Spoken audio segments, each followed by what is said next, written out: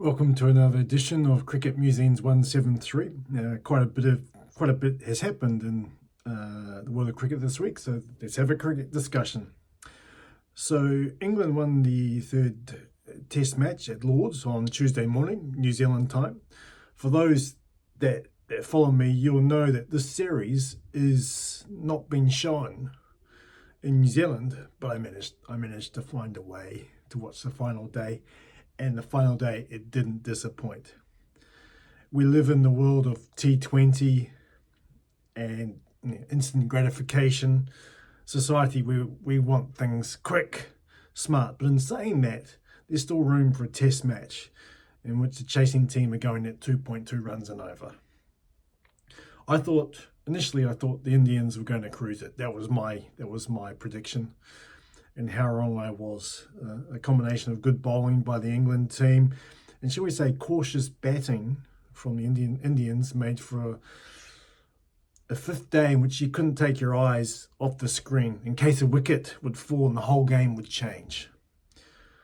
I think it sets it up for two interesting games at Old Trafford and then finally the Oval. India is by no means out of the series. And England are by no means favourite. I still think it's very, very even. I think there's still going to be many twists and turns in these final two games. And I'm reluctant to pick a winner, but if you held a gun to my head, I would say that England will do it. But it'll be a lot more difficult than we've seen so far. So it should be interesting from now on. Next, we're going to the Zimbabwe Tri-Series. It started last week, and so far we've had 4 games, and New Zealand is unbeaten, 2 from 2. South Africa have beaten Zimbabwe twice and lost to New Zealand, while Zimbabwe is winless.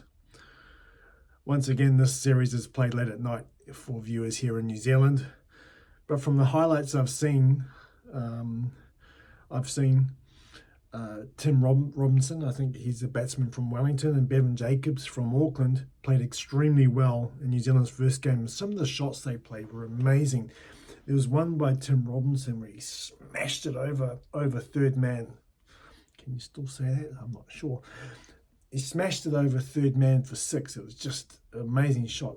And then one of Bevan Jacobs' shots over long on, I think it's one of the best cricket shots I've ever seen in my life. He just straight bat. I don't know how to describe it. It was fantastic. Over long on for 6. It was amazing shot.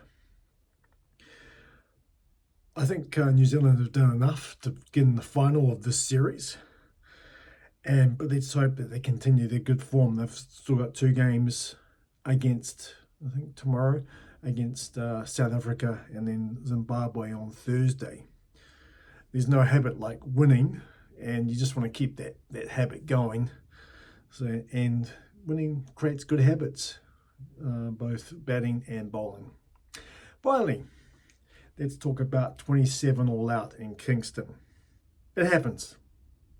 I'm sure there isn't a cricketer out there, no matter what level they play, that hasn't had an experience like that.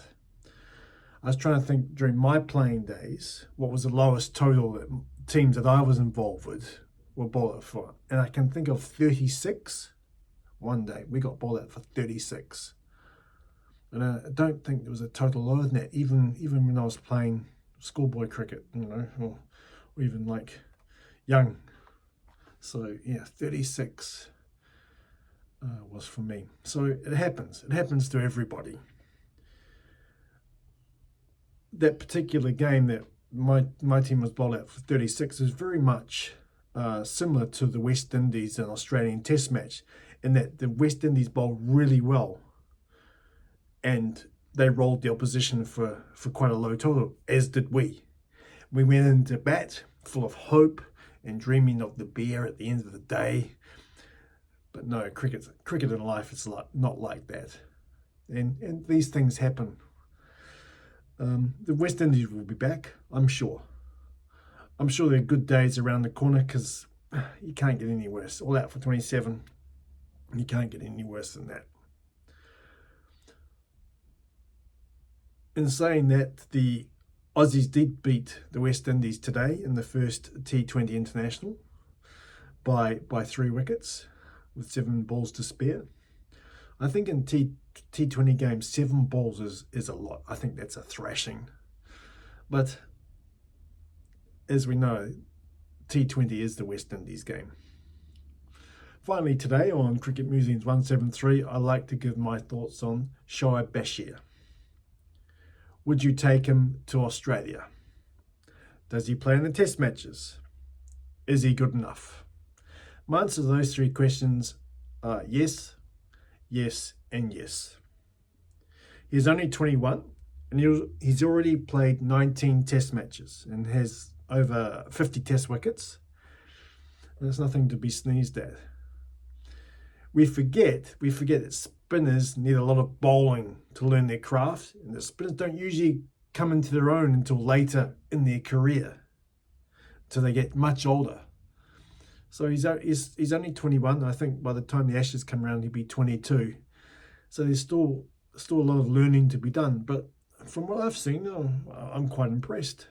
Now, a lot of the people say, "Oh, he can't bat and he can't field." Why do bowlers these days they have to bring something else to the table? Why can't they just focus on their main skill, in which is spinning the ball as hard as possible? It'd be really interesting if Shane Warne was still with us to hear what he thought of it. I'd be very interested to find that out. So the powers that be in English cricket have obviously seen something. So I say, take him, back him, which they have been doing, admittedly. And I think that confidence in him will pay dividends. See you next week.